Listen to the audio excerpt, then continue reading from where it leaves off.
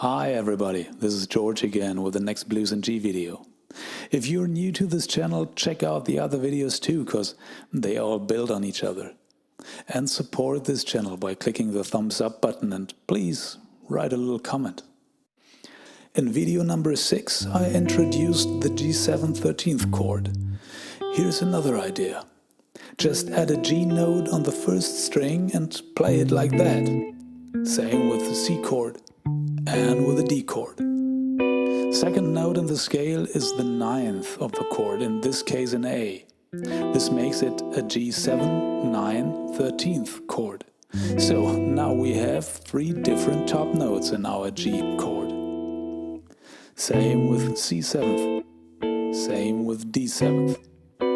I like this sound very much. Here's another little example for you.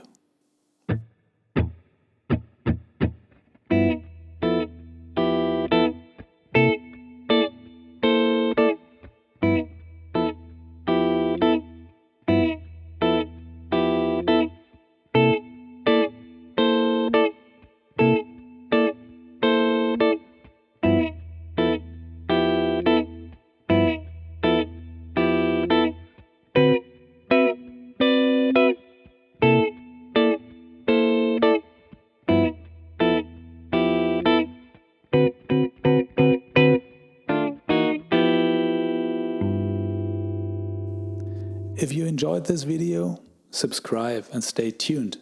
See you soon.